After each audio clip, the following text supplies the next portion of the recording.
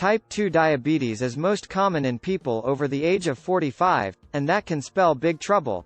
Having type 2 diabetes can increase your risk of cardiovascular disease by causing the endothelial cells that line your blood vessels to malfunction. This could lead to plaque buildup, stroke and heart disease. Other health problems linked to type 2 diabetes include nerve damage, foot sores and infections, vision loss and blindness, kidney problems and sexual difficulties like vaginal dryness and erectile dysfunction.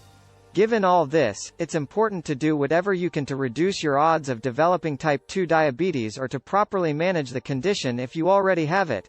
Research has found that sitting too much can be a recipe for type 2 diabetes. So exercise is definitely an important part of managing diabetes risk. As with most things, the type of exercise that's best for lowering your risk of type 2 diabetes is the exercise you're most likely to stick with.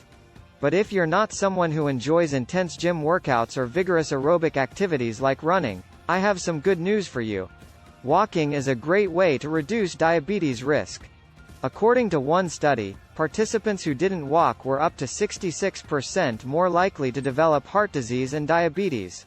Even the American Diabetes Association recommends light walking as a great place for people with diabetes to get started in managing their condition.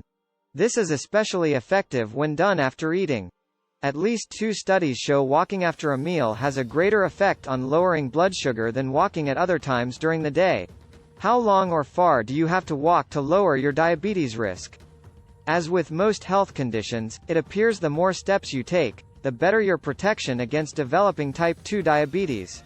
A team of researchers recently analyzed Fitbit data and type 2 diabetes rates from a group of participants in the National Institutes of Health's All of Us research program between 2010 and 2021. About 75% of the participants studied were female. After analyzing the data, researchers found participants with an average daily step count of 10,700 were 44% less likely to develop type 2 diabetes than those with an average of 6,000 steps per day.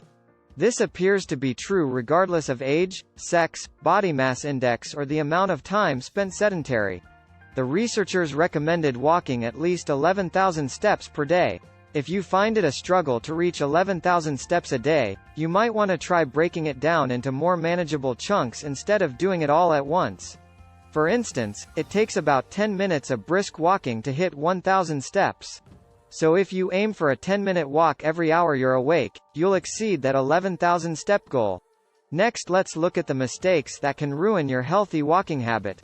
1. Overstriding. Many people think that faster is better, so they tend to take very long steps with their front foot in order to walk at a quicker pace.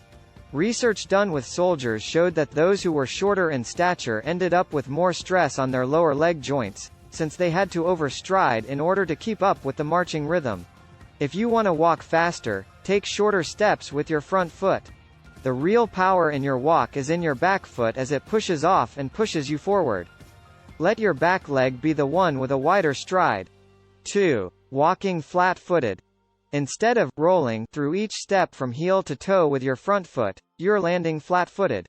Are you hearing your foot slap against the pavement with each step? If so, that's a dead giveaway. Walking this way leads to shin pain, also known as shin splints.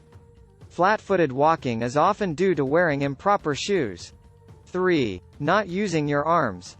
Your arms naturally want to move as you walk, and you should let them. You should keep your hands loosely curled as clenched fists can raise your blood pressure. Your arms should swing or pump naturally. When the right foot steps forward, the left arm swings forward. 4. Stop leaning forward. Leaning forward won't make you go faster. In fact, it will cause wind resistance that slows you down. Your walking posture should be upright with relaxed shoulders, chin up and parallel to the ground. Strengthening your abdominal muscles will help you hold a relaxed but erect walking posture. Before we continue, remember to leave me a like and subscribe to the channel. If you are already a subscriber, then thank you for your support. 5. Not drinking enough water. You may be surprised how much water you should drink to help you have a healthy 60-minute walk. You should have a glass 10 minutes before you walk. A glass during your walk. Then a glass or 2 after your walk. Avoid caffeinated beverages before your walk. They make your body lose water and can interrupt your walk with the need to visit a bathroom. 6. Stop wearing the wrong shoes. You don't need to purchase top-of-the-line shoes, but the wrong shoes can set you up for a case of shin splints. It can also cause plantar fasciitis, an injury to the ligament that stretches from your heel to each of your toes. Burning or stabbing pain in the heel, especially in the morning, is a sign of this condition. If your walking shoes are too heavy, too small or more than 1 year old, it's time for a new pair. Also, be sure the shoes you walk in are flexible. If you can't hold a new shoe in your hands and twist and bend it, you'll end up walking flat-footed. 7. Wrong walking clothes. Even for shorter walks, it's important to be dressed comfortably. Otherwise, you won't get the most out of the walk, and will be more likely to avoid it the next time. The best thing to do is to dress in layers. Start with a shirt made of polypropylene or another fabric that wicks perspiration and moisture away from the body. Next, an insulating layer like a sweatshirt, followed by a windbreaker. If possible, go to work dressed in clothing that's comfortable enough to walk in. That way, you can sneak in a short walk at lunchtime, or even every hour or two, if your job permits. So that's the video, and hopefully you have learned a thing or two. Please don't forget to leave me a like, share the video with your friends and subscribe to the channel. See you next time.